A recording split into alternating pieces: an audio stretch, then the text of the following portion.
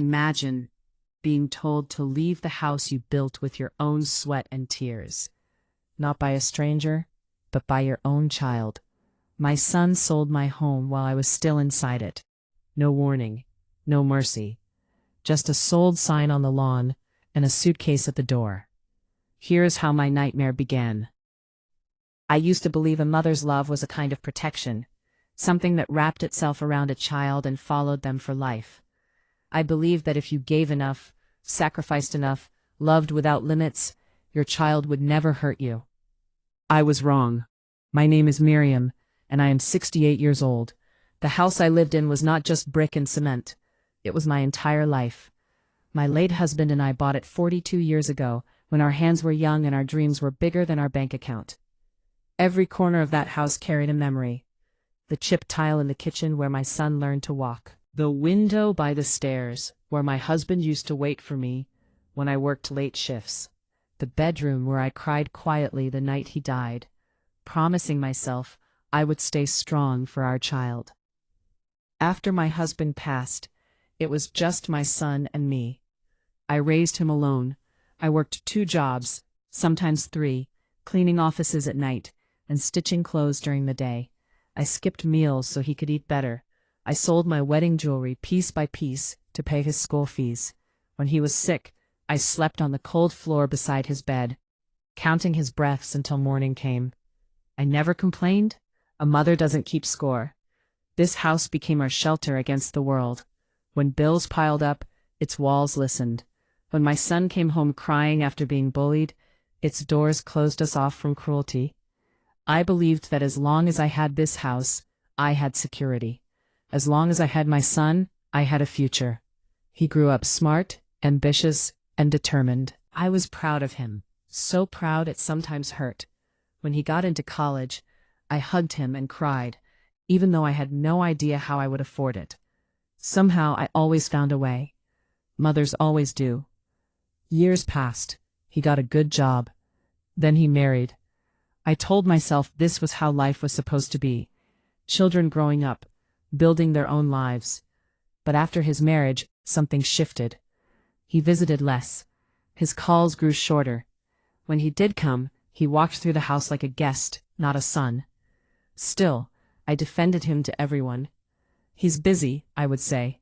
He's building his future. I ignored the small ache in my chest every time he sighed at my old furniture, or complained that the house was too much for someone my age. I ignored the way he began asking questions about documents, property papers, and bank accounts. Just planning ahead, Mom, he said once, smiling. I want to take care of you. I needed to believe him. This house was in my name. Always had been. My husband made sure of that. He used to say, no matter what happens, this roof is yours. I trusted that promise like a prayer. Some nights, I would sit alone in the living room, touching the arms of the sofa, listening to the silence. I would think about how everything I had done, every sacrifice, every sleepless night, was meant to lead to this: a quiet life, dignity, and a son who would stand beside me as I aged. I never imagined that the same child I raised with trembling hands and boundless love was quietly learning how to erase me. I didn't know it then, but the foundation of my life was already cracking, and I was still standing inside, believing I was safe. The first time my son asked me to sign papers, I didn't feel afraid. I felt proud. Proud that he cared enough to organize things. Proud that he was thinking about my future. He placed the documents neatly on the dining table, the same table where he once spilled ink doing homework, while I laughed and cleaned it up. Mom, it's just routine, he said casually. Insurance updates, property records, nothing complicated. I squinted at the pages. The letters were small, the language formal and unfamiliar. My eyes weren't what they used to be, and he knew that. I asked him what they said. Just so I can help manage things if something ever happens to you, he replied, his voice gentle, rehearsed. You trust me, don't you? That question stung more than it should have. Of course I trusted him. He was my son, the boy I carried for 9 months, the man I worked myself sick to raise. So I signed. After that, the requests became more frequent. A new form here, a photocopy of my ID there. He insisted on keeping the originals for safety. He spoke faster now, less patient, as if I were slowing him down. Sometimes I felt uneasy, but I pushed the feeling aside. Mothers are trained to silence doubt when it comes to their children. I told myself I was imagining things. I told myself love does not suspect. His wife started coming over with him. She would walk through the house, her heels clicking sharply on the floor, her eyes scanning everything, the cupboards, the walls, the old family photos. "This place could sell for a lot," she said once, not even looking at me. "Property prices are high." I laughed nervously, thinking it was a joke. No one laughed back. Soon they began talking about my options: assisted living, smaller apartments, places where someone could take care of me. "I can take care of myself," I said quietly. "Not forever," my son replied, his tone firm. "This house is too big for you." Too big. Those words echoed in my mind at night. This house had never been too big when I scrubbed its floors on my knees. It had never been too big when I sat alone in its rooms after my husband's funeral. It had never been too big when I waited up for him, worried sick, when he was late as a teenager. But I said nothing. I noticed changes. My mail started arriving late, or not at all. Utility bills I never saw were suddenly overdue. When I asked about them, my son brushed it off. "I'm handling it," he said. "Relax." Once I went looking for the folder where I kept my house documents. It was gone. In its place was an empty drawer. My heart began to pound. When I asked him about it, he sighed dramatically. "Why are you so paranoid, Mom? I told you, I'm managing everything. You should be grateful." Grateful. That night I lay awake staring at the ceiling, listening to the house breathe around me. The walls creaked softly, like they were whispering warnings I didn't want to hear. I felt like a guest in my own life, like decisions were being made around me, not with me. Then came the day he changed the locks. I stood outside my own front door, grocery bags digging into my fingers, pressing my key into the lock again and again. It wouldn't turn. My hands trembled. My breath grew shallow. When he finally opened the door, he looked annoyed. "Oh, I forgot to give you the new key," he said, as if he were talking about a minor inconvenience. "For security." I smiled weakly and said nothing, but something inside me cracked. Still, I didn't confront him. I didn't accuse. I didn't scream. Because deep down, I still believed that no matter how careless, how cold, how distant he became, my son would never truly hurt me. I didn't know that by the time I felt the danger clearly, it would already be too late. The morning it happened began like any other. That's what still haunts me, the normality of it. I woke up before sunrise, made myself a cup of weak tea, and sat by the window watching the street come alive. Birds hopped along the fence. A delivery truck idled nearby. Life, unaware, continued as usual. I had no idea that this would be the last morning I believed I owned my life. Around 10 o'clock, there was a knock at the door. Not the soft, familiar knock of a neighbor, but a firm, businesslike rap. I wiped my hands on my apron and opened it, expecting perhaps a courier. Two strangers stood on my doorstep, a man in a suit holding a folder, and a woman behind him, peering past my shoulder into the house.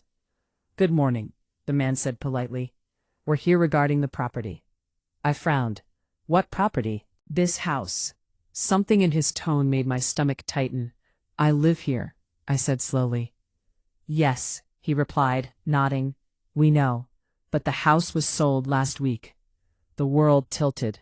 "Sold?" I repeated, the word tasting wrong in my mouth. "That's not possible." He opened the folder and showed me documents, stamped, signed, official. My name was there. Or rather, something that looked like my name. My knees weakened. "There must be a mistake," I whispered. "I didn't sell anything." The woman stepped forward. "Ma'am, we purchased this property legally.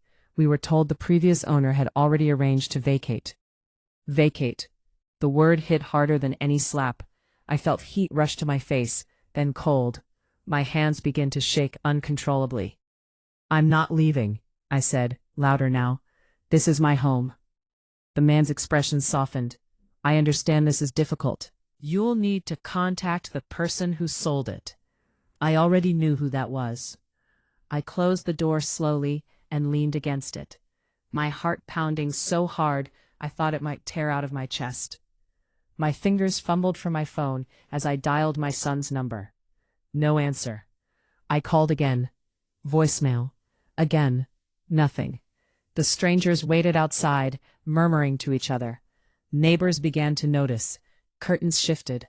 Eyes watched. I felt exposed, humiliated, like my private life had been dragged into the street. Finally, my son called back. "Why are people saying my house was sold?" I demanded, my voice breaking. There was a pause. Then he sighed, long and tired, as if I were the problem. "Yes, Mom," he said, "I sold it." The words felt unreal, like they belonged to someone else's nightmare. "You, what?" I whispered. "I did what was best," he replied coldly. "You can't live alone anymore. This house is an asset." "We needed the money." "We?" I repeated. "My family," he said, "not just you." I slid down the door and sat on the floor. "You sold my house while I was still inside it." "You're being dramatic," he snapped. "You'll stay somewhere else." I already found a place. Somewhere else. A place I hadn't seen. A decision I hadn't agreed to. A future chosen without me. "I raised you," I said softly. "I gave you everything. And now it's my turn to make decisions," he replied. "You signed the papers, Mom. Legally, it's done." The call ended. Outside, the man knocked again, more firmly this time. I opened the door with tears streaming down my face. "There's been a misunderstanding," I said, though I knew there hadn't been. "I'm sorry," he said gently, "but this property is no longer yours." I looked around my living room, the faded curtains, the framed photos, the worn sofa that held decades of memories. Everything I was stood around me. And in that moment, standing inside a house that no longer belonged to me, I realized something worse than losing a home. I had lost my son while I was still alive. But what he didn't know, what none of them knew, was that this story was far from over. After the strangers left, promising they would return with authorities if necessary, the house fell silent in a way I had never felt before. Not the peaceful silence of evening prayers or late-night rest, but a hollow, echoing emptiness, as if the walls themselves were holding their breath. I sat on the floor for a long time. I don't know how long. Minutes, maybe hours. My legs were numb, my back aching, but I couldn't move. Every memory in that house suddenly felt fragile, like it could be taken away with a signature and a stamp. I cried, not loudly, not dramatically, just quiet tears that soaked into my cardigan. Tears of disbelief. Tears of shame. Tears for the child I thought I knew. I kept replaying his words in my mind. "You signed the papers, Mom. Legally, it's done." Legally. That word followed me like a shadow. Had I really signed away my life without knowing it? Had I been that foolish? The guilt pressed down on my chest until breathing felt heavy. That evening, my son didn't come. Neither did his wife. No explanation, no apology, just silence. I slept on the sofa that night, fully dressed, afraid to close my eyes. Every sound made me flinch. The wind brushing the windows, the distant bark of a dog, a car slowing down outside. I felt like a trespasser in my own home, like someone could walk in at any moment and tell me to leave. In the early hours of the morning, I got up and did something I hadn't done in years. I prayed. Not the polite, practiced prayers I used to whisper before bed, but raw, shaking words. I asked for strength, for clarity, for something to hold on to when everything familiar was slipping away. And as I sat there surrounded by the quiet hum of the house, something stirred inside me. Memory. I remembered my husband's voice.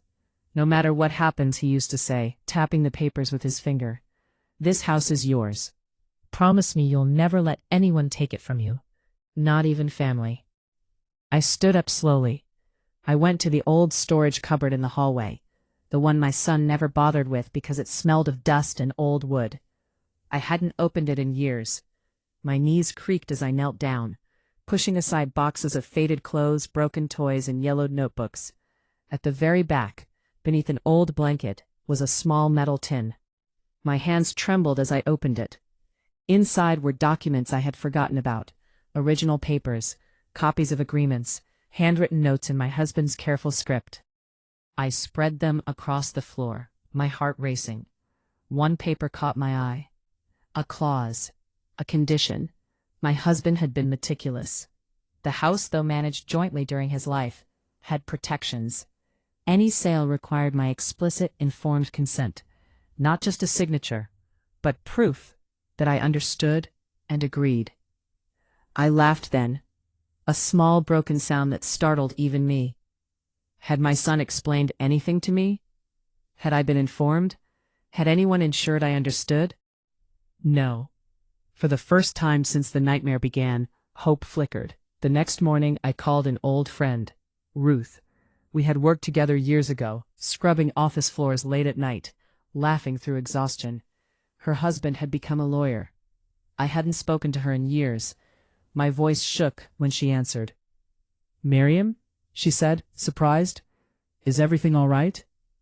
"No," I replied honestly, "but I need help." When she saw my face, she didn't ask questions. She just hugged me tightly, the way women do when words aren't enough.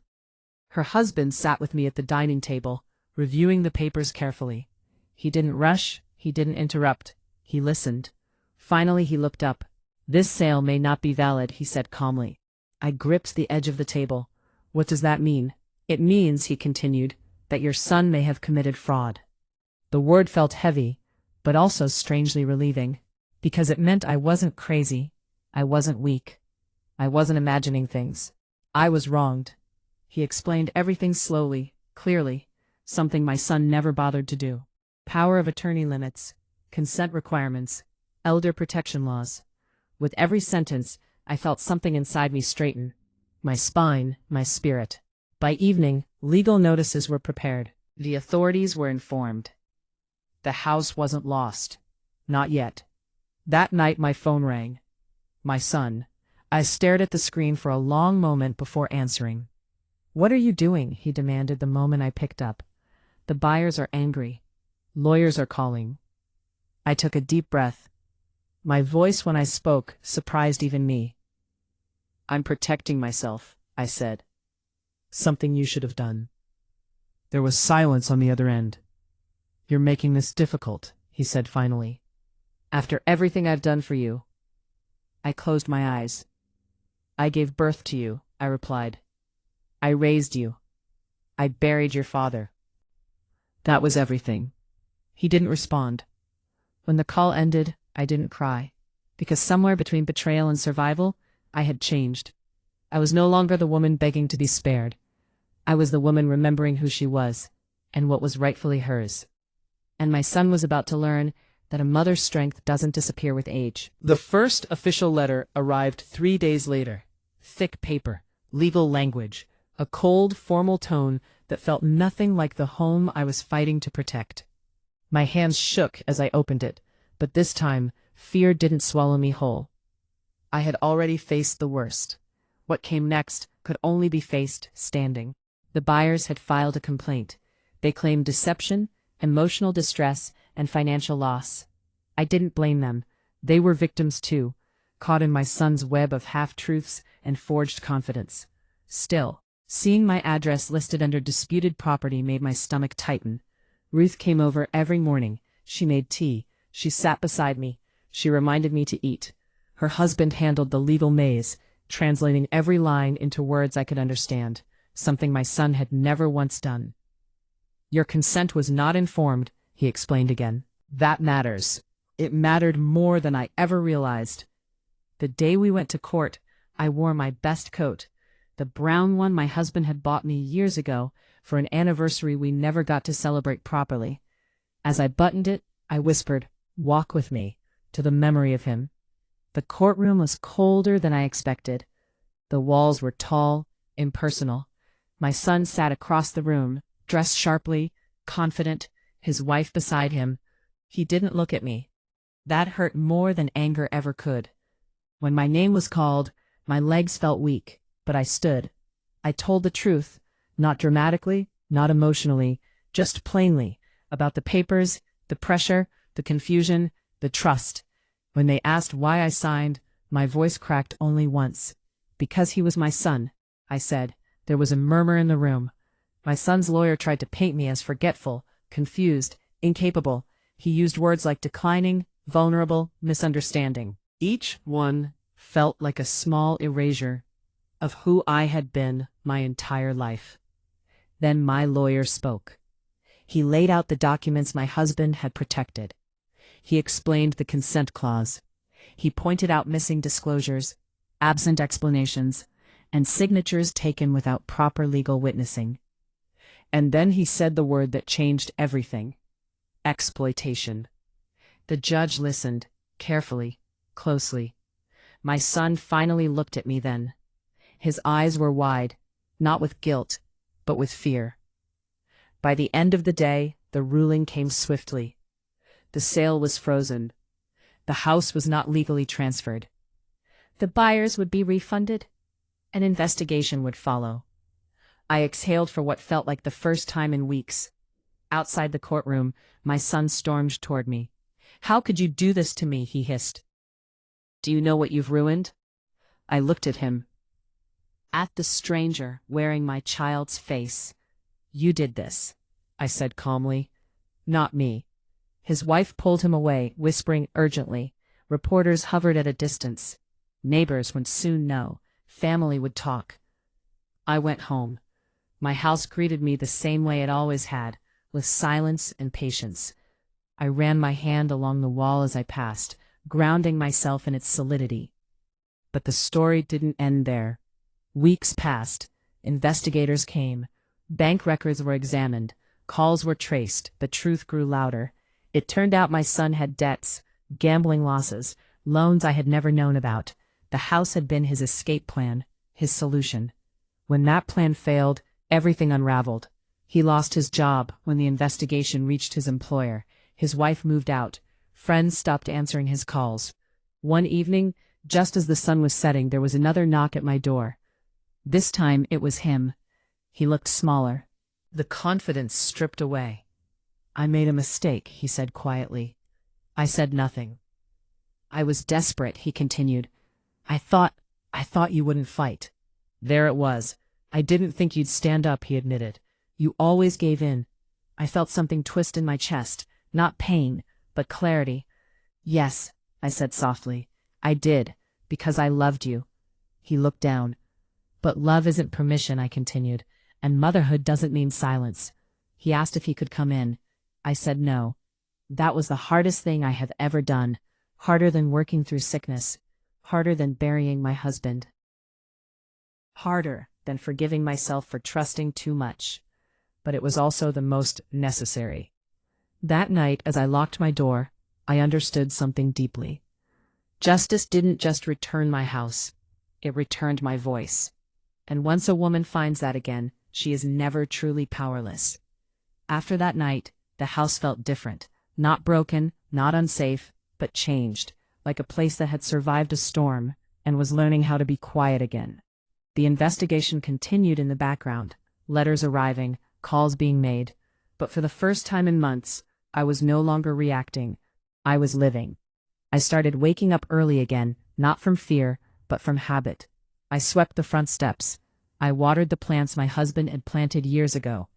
I opened windows and let air move freely through rooms that had held too much pain. Each small act felt like stitching myself back together. People reached out, neighbors, distant relatives, even old friends who had heard whispers of what happened. Some apologized for not noticing sooner. Some offered sympathy. Some offered opinions I hadn't asked for. "You should forgive him," one cousin said gently. "He's still your son," another reminded me. I nodded politely. I didn't argue, but inside, I understood something they didn't. Forgiveness is not the same as access. Weeks later, the final findings came. My son was formally charged with fraud and elder financial exploitation. The words were heavy, official, final. I read the letter slowly, twice, then folded it and placed it back in the envelope. I didn't feel victorious. I felt tired. That surprised me. I had imagined justice would feel loud, powerful, satisfying, like standing alone in a room after everyone has left.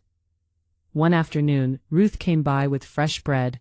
We sat at the kitchen table, sunlight spilling across the wood. "You did the right thing," she said firmly. "I know," I replied, "but knowing doesn't make it easier." She reached across the table and squeezed my hand. Strength never means the absence of pain. That night I dreamed of my son as a little boy again, barefoot, laughing, running through the hallway. I woke with tears on my pillow and a question pressing on my chest. Had I failed him? I carried that question with me for days, turning it over in my mind like a stone. Had I loved him too much? Protected him too fiercely? Taught him that my boundaries didn't matter? Eventually, I found my answer. I had raised him with love. What he chose to do with that love was his responsibility, not my failure. One evening, months after everything had settled, I received a letter. Handwritten, shaky. It was from him. He didn't excuse himself. He didn't ask for money. He didn't ask to come home. He apologized. He wrote about shame, about regret, about realizing too late that he had confused entitlement with love. He admitted he had believed I would always bend, always forgive, always absorb the damage so he wouldn't have to. "I didn't think you would choose yourself," he wrote. "I didn't think you could." I sat with that sentence for a long time. I wrote back, not immediately. I took days, then weeks. When I finally did, my letter was short. "I love you, but I will not sacrifice myself again. If there is to be a relationship, it will be built slowly, honestly, and with respect." I didn't include my address. Winter came. The house creaked in the cold the way it always had. I hung curtains. I fixed a leaking tap. I learned how to do small repairs myself, things I used to ask my son for. Each task, no matter how minor, added to a growing sense of independence I hadn't known I was missing. One morning, as I stood in the hallway, I noticed something I had overlooked for years. A framed photo. It was of me, not with my husband, not with my son, but alone. Taken at a wedding decades ago. I was smiling, confident, alive in a way I had forgotten. I touched the frame. "I remember you," I whispered to the woman in the picture. I began volunteering at a local center for elderly women, many of them widowed, many of them quietly afraid of becoming invisible. I listened to their stories. Some were painfully familiar. Others were warnings. One woman held my hand and said, "I thought I was the only one." "You're not," I told her, "and you don't have to disappear to be loved." As spring approached, my son requested mediation. Supervised. Safe. I agreed. When I saw him across the table, thinner, quieter, humbled, I felt many things. Sadness, love, distance. He spoke carefully. He listened more than he talked. That alone told me how much had changed. "I don't expect forgiveness," he said. "I just want a chance to be better." I nodded. "Then start by respecting the word no." He did. And that was enough, for now. I went home that evening and sat on the front steps as the sky darkened. The house stood behind me, solid and steady. Not just a building anymore, but a symbol of survival. I had lost the illusion that love alone could protect me. But I had gained something stronger, self-respect. And with it came peace. Not the easy kind, but the kind earned through pain, truth, and courage. Time did what it always does.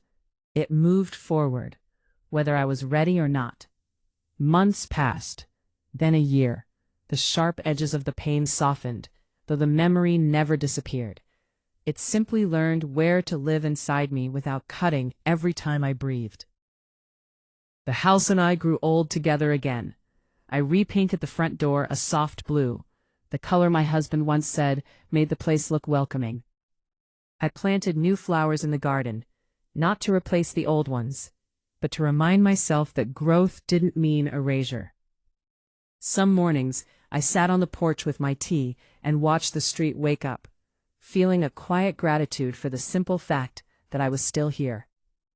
People treated me differently now, not with pity, but with a kind of respect that surprised me. Neighbors waved more often. Even the mail carrier lingered to chat. "You're strong," one of them told me once.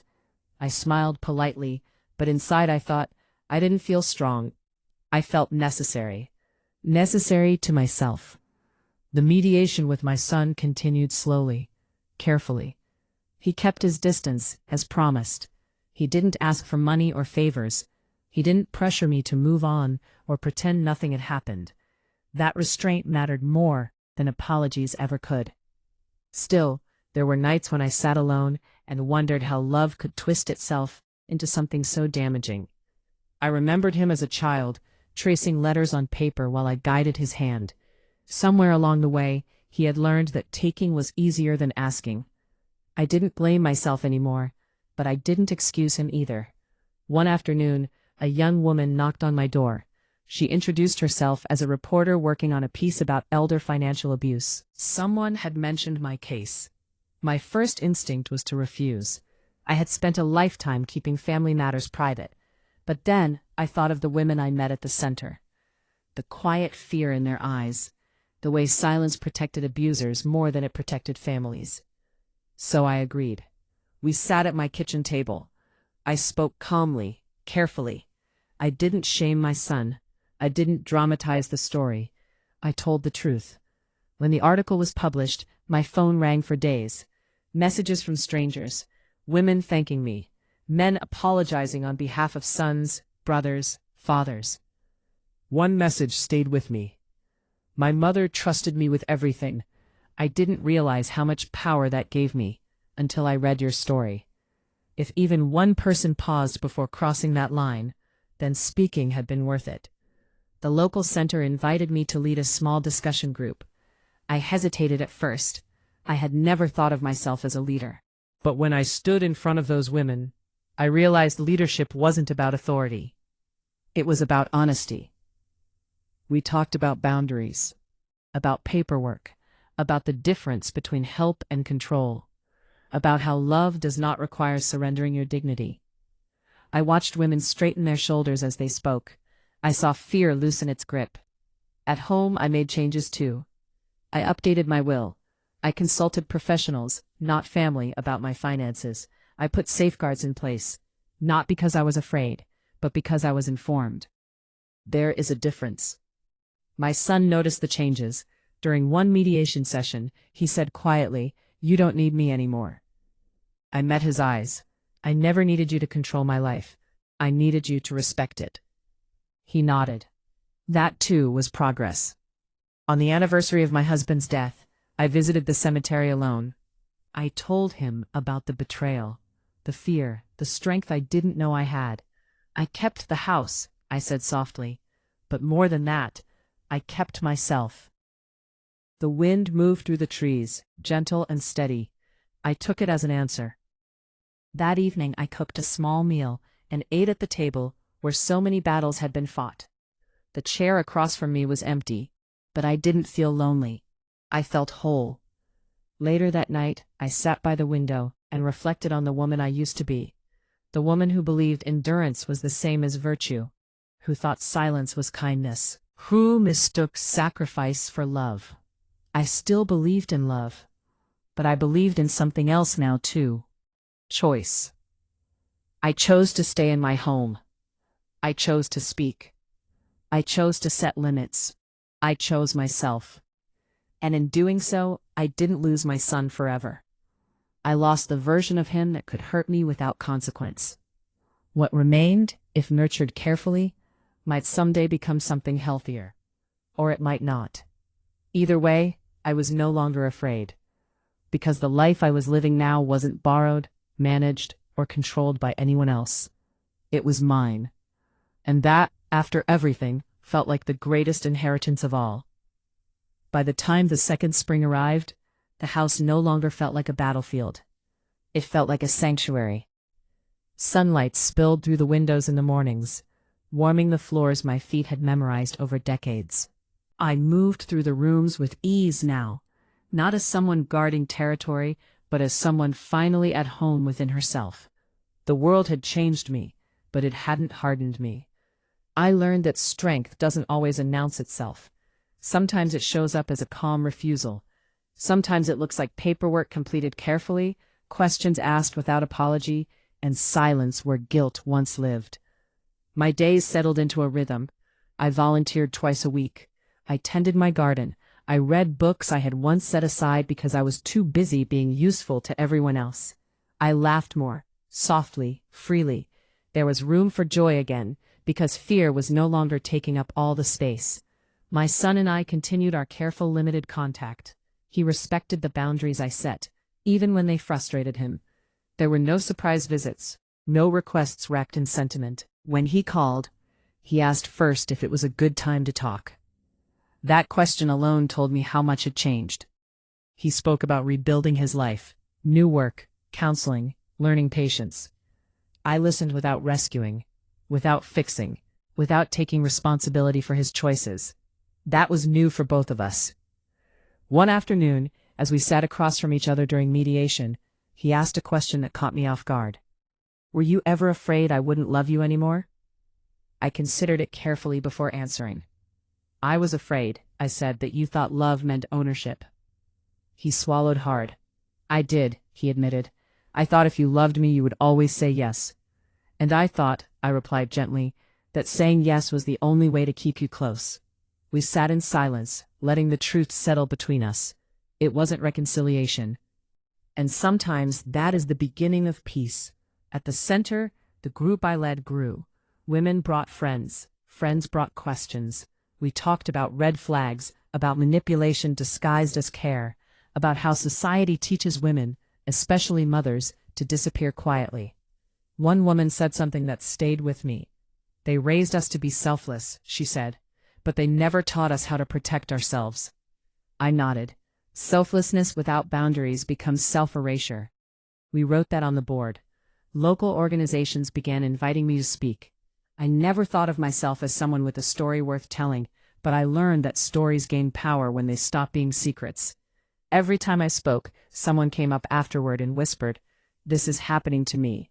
And every time I said the same thing, "You're not imagining it, and you're not alone." At home, I made one final change. I placed a new document in my metal tin, my own letter. It outlined my wishes clearly, who I trusted, what I wanted, what I would not allow. I included a line at the end, written in careful ink. "My love is not consent." Writing it felt like closing a door gently, not in anger, but in certainty. One evening, as I was locking up, I noticed my reflection in the glass. The woman staring back at me looked older than the one in the photograph from the hallway, but steadier. Her eyes were clear, her shoulders relaxed. I smiled at her. "You did well," I said softly. The house held that moment quietly, as if agreeing. Months later, my son asked if he could visit the house again, properly, respectfully. No expectations. I thought about it for a long time. When I finally said yes, I laid out the rules. He followed them. He walked through the room slowly, almost reverently. He stopped at the old photo of his father. He touched the wall where he had once measured his height as a child. "I forgot what this place meant," he said quietly. "I didn't," I replied. "That's why I fought." We shared tea at the table. Nothing dramatic. No apologies demanded. No forgiveness granted prematurely. Just presence. When he left, I locked the door behind him and felt no fear, only awareness. I knew now that love could exist without surrender, that family did not mean forfeiting safety. That night, I wrote in my journal, something I had started after everything happened. I wrote about how betrayal doesn't always come from strangers, about how survival doesn't always look like escape, about how choosing yourself can feel selfish to people who benefited from your silence. And I wrote this: I am not cruel for protecting myself. I am not cold for setting limits. I am not broken because I learned late. I closed the journal and placed it beside my bed. As I turned off the light, the house settled around me, solid, familiar, mine. I felt gratitude not just for the walls, but for the woman who stood up inside them.